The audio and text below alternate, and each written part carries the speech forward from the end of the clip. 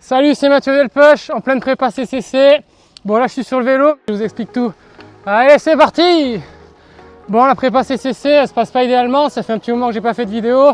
Il y a une raison à ça, c'est que j'ai un ischio qui tire un peu depuis quelques semaines. Donc dans cette vidéo on va faire le point, on va revoir un peu la prépa. Et en fin de vidéo je vous expliquerai mes exos préférés pour renforcer vos ischios. Donc pour donner un peu de contexte, on va un peu rembobiner. Mais avant, je voulais aussi faire remarquer que j'ai un nouveau micro. Je me suis procuré un micro pour augmenter un peu la qualité des vidéos. J'espère que vous allez apprécier le son et que ça va s'entendre. Donc merci Holyland. Donc la CCC, pourquoi je prépare ça? Tout simplement parce que c'est le plus gros événement du monde, c'est sur l'UTMB. C'est la course de 100 km dans le monde où il y a le plus de niveaux, où il y a la plus grosse densité. Donc si on veut se mesurer un peu au meilleur du monde, c'est là où il faut aller. Et donc depuis le championnat de France, c'est la course que j'ai en tête, c'est là où j'ai envie d'arriver en forme. Après avoir raté mon championnat de France, je me suis dessiné un chemin pour arriver en forme sur cette CCC, aussi pour me qualifier, parce qu'au championnat de France, j'ai vu que j'étais pas prêt encore pour l'ultra après une année de galère. Et donc je me suis mis un peu des étapes, le 50 km de Snowdonia, le 80 km du Lavaredo. Et donc l'idée c'était à la fois de me qualifier et puis de progresser un peu en testant la forme au fur et à mesure. Et donc après les France, où j'ai commencé à arrêter de travailler, à me mettre à plein temps, les entraînements sont vraiment bien déroulés. Je suis arrivé à Snowdonia assez en forme et j'ai vraiment refait le plein de confiance là-bas en faisant un podium derrière Tom Evans. Bon, j'ai vu aussi qu'il m'a manqué énormément pour être au niveau où je voulais, mais c'était déjà super encourageant. 6 semaines après, j'avais le 80 km du Lavaredo et je me suis beaucoup entraîné assez vite parce que je reprenais beaucoup de plaisir à m'entraîner en montagne sans douleur. Au Lavaredo, je suis arrivé, c'était un peu poussif, mais j'ai quand même réussi à tirer mon épingle du jeu en faisant 5e et puis aussi en allant puiser. Sauf que je pense que je suis arrivé là-bas un petit peu fatigué et je me suis dit, maintenant tu prends le temps, tu prends 10 jours où tu fais un peu une coupure et après tu as tout l'été pour préparer ta CCC. Mais sauf que le problème c'est qu'à cette reprise, il y a un petit grain de sable qui s'est mis dans la machine et on va voir ensemble. Donc je vous fais un petit aparté à propos de YouTube. L'idée c'était de vous faire cet été 2-3 épisodes Road to CCC pour vous parler de ma prépa et de vous emmener avec moi sur le cheminement vers la CCC. Et puis à la fin de faire un gros épisode. Mais bon, ça s'est pas forcément passé comme prévu. C'est pour ça que vous remarquez peut-être que cet épisode il m'a mis un peu longtemps à sortir. Parce que c'est pas forcément évident de prendre la parole quand tout se passe pas comme prévu. Quand la prépa elle se déroule pas comme on l'avait imaginé. Et donc cet épisode il ressemble pas à ce dont j'avais imaginé au début. Mais on est là. La volonté de la chaîne, c'est aussi de vous montrer les coulisses du haut niveau.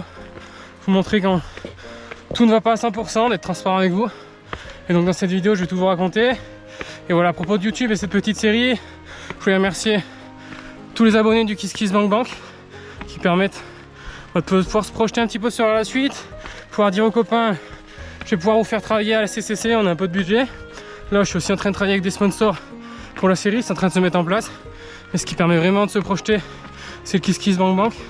Donc merci à tous ceux qui font un petit don mensuel. Les dons uniques ça fait aussi plaisir, mais ce qui permet vraiment de construire la chaîne, c'est les abonnements. Donc voilà, encore une fois, merci à tous.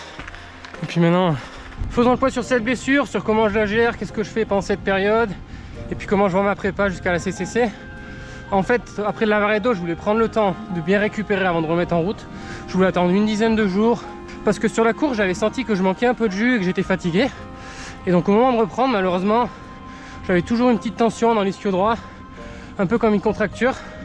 À ce moment-là, je me suis dit, c'est pas grave.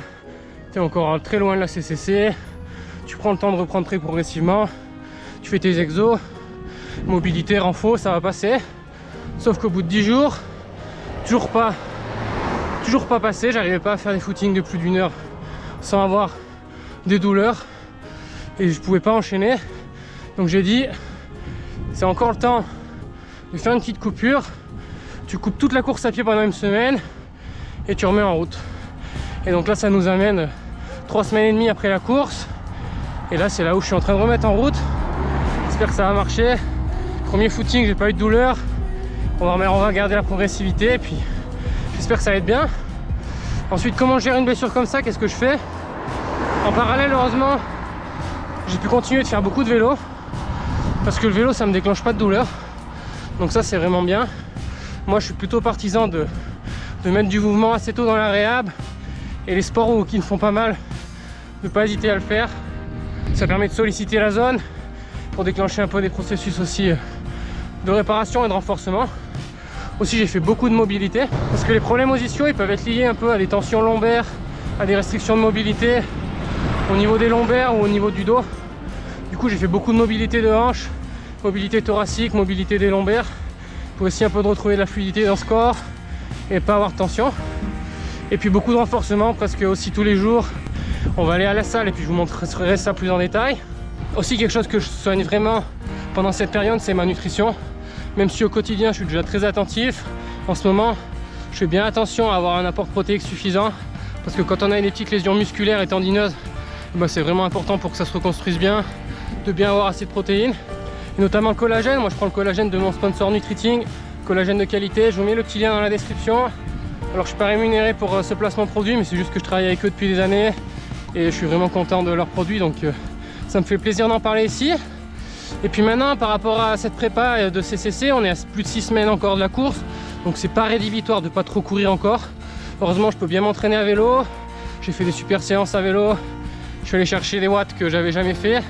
Soit c'est parce que j'ai pris un peu de poids donc je pousse un peu plus, soit parce que je suis en forme. Comme je me pèse jamais, je vais essayer de garder en tête que c'est la deuxième option.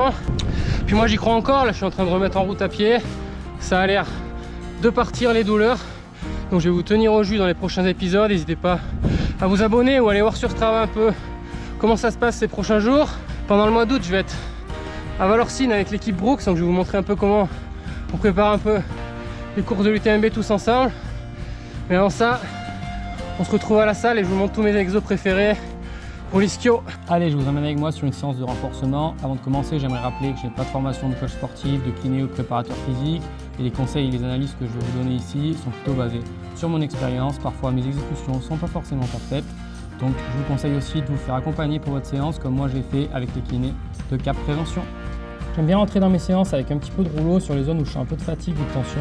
Je fais ça aussi beaucoup avant les footings pour activer un peu la circulation. Une bonne trentaine d'allers-retours sur chaque endroit sensible. Ça prend un petit peu de temps pour le faire correctement. Ici, les ischios et puis le fessier. Ensuite, je passe sur des exos où il y a un petit peu plus de mobilité active. Sur les modalités, j'aime bien faire une dizaine de répétitions de chaque côté pour chaque exo. Donc, la partie mobilité me prend une quinzaine, vingtaine de minutes. Donc là, j'ai fait du 90-90 qui est assez complet sur les hanches. Idéalement, il faut essayer de garder les fesses bien collées au tapis. Voici aussi une petite variation avec un redressement sur la fin pour activer les fessiers. Le dos rond, dos creux, pour bien sentir son placement de dos, essayer de faire bouger ses lombaires. On creuse bien avec la tête en arrière, puis on bombe tout avec également les omoplates bien écartées. Ensuite, exercice du cobra en extension de lombaire. Là, je suis pas trop mauvais, j'ai l'impression que ça se plie pas trop mal. Allez, un exo plus complet qui fait faire un peu de proprio aussi. Ça commence par une pompe, une position de fente ouverte et une rotation thoracique. Deuxième rep, on fait bien les deux côtés à chaque fois. Hop, une pompe et on écarte les bras. Ensuite, exercice du scorpion. Encore de la rotation, mais cette fois, c'est le tronc qui ne doit pas trop bouger. Puis on essaie d'aller chercher derrière avec la jambe. Et voilà, pour la mobilité, activation que j'ai faite ce jour, on peut maintenant passer au cœur de la séance. Donc il y a 5 exercices. Je ne vais pas vous donner de poids, de nombre de séries ou de répétitions. Ça doit toujours s'intégrer dans une logique de progressivité et copier ce que je fais actuellement n'aurait pas vraiment de sens. Le Jefferson Curl, c'est un mix entre mobilité et renfort. Le but, c'est de renforcer la zone lombaire et aussi les ischios, et en même temps de bien sentir la mobilité en se baissant progressivement, en essayant de sentir vertèbre après vertèbre. On voit bien que chez moi, la flexion lombaire est un peu déficiente avec une sorte de méplat lombaire. Ensuite, je fais juste un petit maintien isométrique en planche dorsale. C'est durée à ajuster selon votre résistance, mais c'est un bon exo en début de réhab, car comme il n'y a pas beaucoup de mouvement, normalement, ça stimule sans trop léser les fibres. Ça renforce aussi bien toute la chaîne postérieure. Ensuite, on passe sur du deadlift à une jambe. Ça va bien cibler les fessiers et les ischios. Je pense que c'est important de faire des exercices en monojambe aussi, car non seulement il y a une composante équilibre et proprioception, mais aussi comme ça, la jambe forte ne compense pas la jambe faible et on contrôle bien la charge que l'on veut mettre sur chaque membre. Enfin, on passe à des exos excentriques, où la contraction a lieu pendant que le muscle s'allonge. C'est plus taxant au niveau mécanique, donc il faut les intégrer très progressivement dans sa routine ou dans ses séances. D'abord, l'excentrique sur Swiss Ball, où on ramène à 2 jambes et on retient la descente progressivement avec une seule jambe. Puis, le dernier exercice de ma séance du jour, l'excentrique jambe tendue, plus compliqué à mettre en place car il demande un petit peu de matériel et un endroit pour l'installer, mais ça permet de bien cibler la partie proximale des ischios, c'est-à-dire la partie haute sous la fesse. Et donc j'essaie de bien remonter très lentement, contrôlé sur 3 ou 4 secondes. Et voilà pour la séance du jour. Voilà pour aujourd'hui, vous avez l'espace commentaire pour vous exprimer, ça aide au référencement. Si vous avez des questions, je vais y répondre. De toute façon, je lis tous vos commentaires, ça fait toujours plaisir. On n'oublie pas le petit pouce bleu, s'abonner pour la suite des aventures. Et si vous voulez encore plus d'insights et suivre au jour le jour, je vous propose de me suivre sur Strava ou sur Instagram. Et puis j'espère qu'on se revoit avec des bonnes nouvelles la prochaine fois. Allez, ciao ciao!